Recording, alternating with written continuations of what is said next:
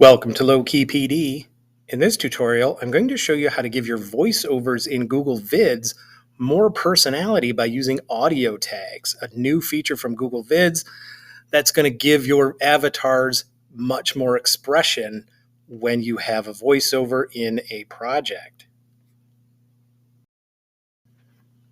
So let's say you're working on a new video in Google Vids and you're going to use one of the predefined voiceovers in order to give it life. Now, a new feature in Google Vids is this thing called audio tags, where you can exercise greater control over how expressive that voiceover is going to be. All right. So when you have this up and you click on voiceover over here on the right, right, you can choose whichever avatar you want, whatever voiceover style you want. Not interested in that right now.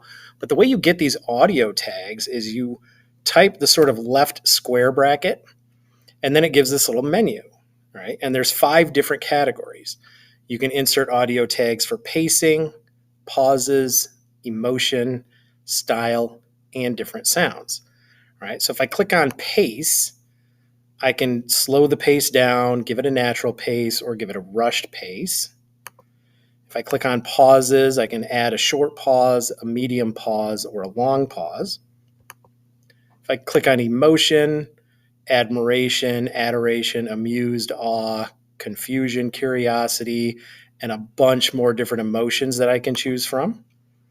If I click on style, whisper, authoritative, bold, cautious, and so on. And sounds, I can insert a swallow, an inhale, a clearing throat, gasp, whatever. A bunch of different additions that I can now insert into the voiceover to make it sound a little bit more natural, more expressive, make sure the voiceover has the right emotion and tone and so on. This is really going to help give that voiceover that sort of authentic style to it that matches the tone of the video even better.